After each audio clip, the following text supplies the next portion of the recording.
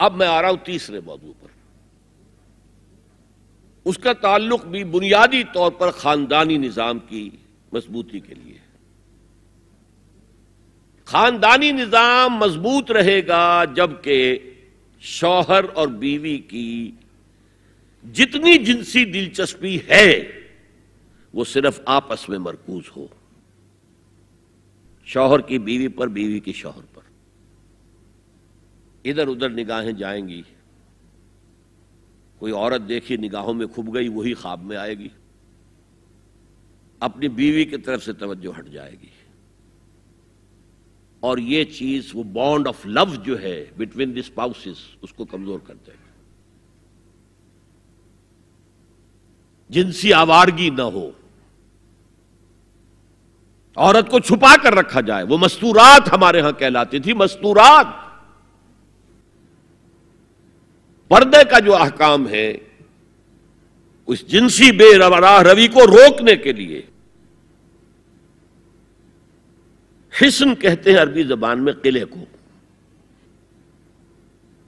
اور جو عورت ان تمام پردوں میں ہے، پردے کہہ رہا ہوں میں، ایک نہیں، اس کو محسنہ کہتے ہیں کہ وہ قلعے کے اندر ہے.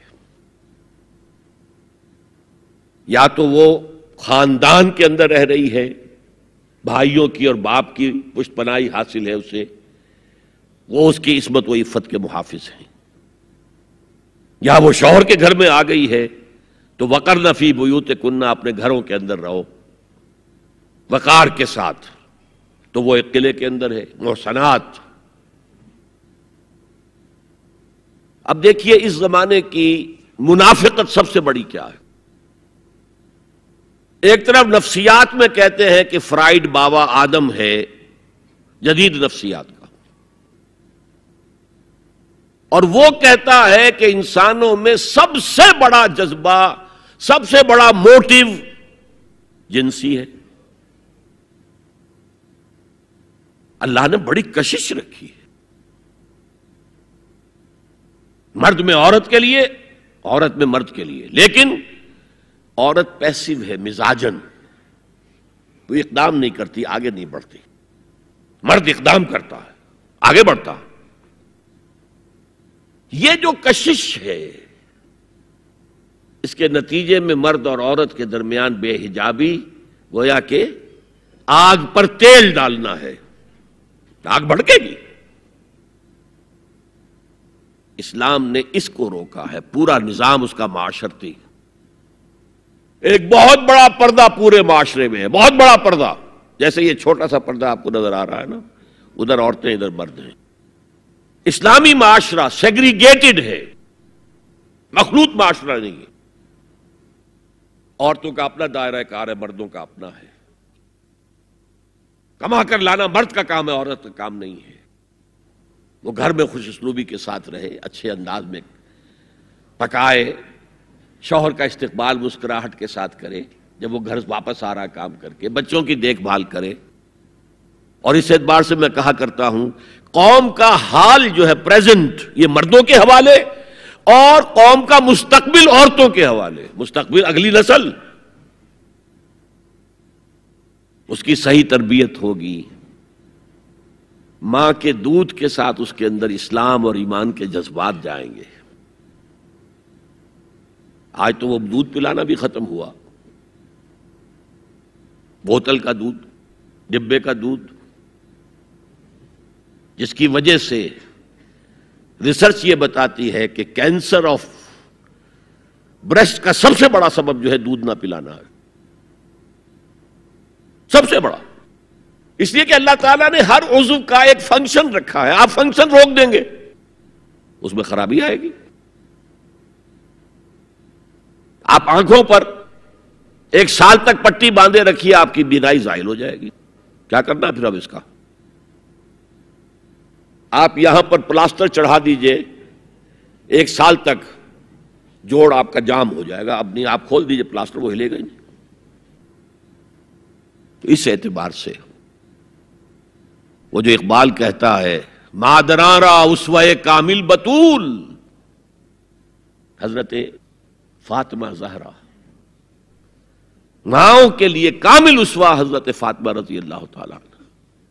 آسیہ گرداں و لب قرآن سرا، وہ چکی پیستی تھی اور زبان سے قرآن پڑھتی جاتی تھی. اور میں نے اپنے بچپن میں ایسی خواتین کو دیکھا ہے جو چکی پیس رہی ہیں، قرآن پڑھ رہی ہیں اور چھاتی سے بچہ چمٹا ہوا دودھ پی رہا ہے. وہ جو دودھ اس بچے کے حلق میں جا رہا ہے، پیٹ میں جا رہا ہے، اس کی کیا تاثیر ہوگی. بطول باش و پنہا شو ازی عصر کہ در آغوش شبیر بگیری. اے مسلمان عورت، بطول بن جا، زہرا بن جا، اور اس عصر سے پنہا ہو جا، چھپ جا، علیحدہ ہو جا، تاکہ تیرے آغوش میں حسین جیسا بچہ پیدا ہو. یہ پہلا ہے حجاب، سیگریگیشن آف سیکسز. میں نے ضیاء الحق صاحب سے کہا تھا، کیونکہ ان کی شورا میں شمولیت کی میں نے جو ہے دعوت قبول کر لی تھی. مشورہ دینا ہے. میں اپنے مسجد کے ممبر سے بھی مشورے بھی دیتا ہوں، تنقیدیں بھی کرتا ہوں. جیسے انگریزی کا محاورہ right from the horse's mouth, تو right into the horse's ears کچھ کہا جا سکے تو اچھی بات ہے. میں نے ان سے کہا آپ نے پی آئی اے کو ڈرائی کر دیا، شراب بند کر دی. اچھا کام کیا، بہت عمدہ کیا. دنیا تو یہی کہے گی نا کہ دقیانوسی ہیں، چلیے برداشت کریں. لیکن یہ ایئر ہوسٹسز جو جاتی ہیں کرو کے ساتھ اور 2 ہفتے باہر رہتی ہیں، یہ کون سے اسلام کی روح سے جائز ہے؟ عورت محرم کے بغیر حج کو نہیں جا سکتی، محرم کے بغیر عمرے کے لیے نہیں جا سکتی. اور یہ قانون تھا پاکستان. میں نے کہا آپ عورت کو نہیں جانے دیتے حج کے لیے، حالانکہ وہ ادھیڑ عمر کی ہوتی ہیں، عموماً بوڑھی ہوتی ہیں. ہمارے یہاں جوانی میں کون کرتا ہے حج؟ بہت شاس. یہ تو آپ کو نظر آئے گا جاوا، سماٹرا، انڈونیشیا، ملائیشیا، وہاں سے جوان جوڑے نکاح کے بعد پہلا کام حج. کہ ہمارے ہاں سے تو بڈھے ٹھیرے گئے ہوئے ہوتے، اور پہلے زمانے میں تو ان کو رخصت کر دیتے تھے کہ بس رخصت ہی ہو جائیں گے، یہ واپس نہیں آئیں گے اب. تو میں نے کہا یہ کون سا اسلام ہے؟ خاموش، چپ. میں نے کہا یہ ناشتے کی ٹرے اور کھانے کی ٹرے مرد نہیں رکھ سکتے سامنے. میرے خلاف باقاعدہ خواتین نے جلوس نکالے پاکستان میں جب میں نے پردے کی بات کی. گورنر سندھ کی بیوی جو ہے اس نے لیڈ کیا جلوس کو. میں طالبہ کیا کہ ان کی ٹیلی ویژن کے اوپر جو ہے ان کا سامنے آنا بند کیا جائے.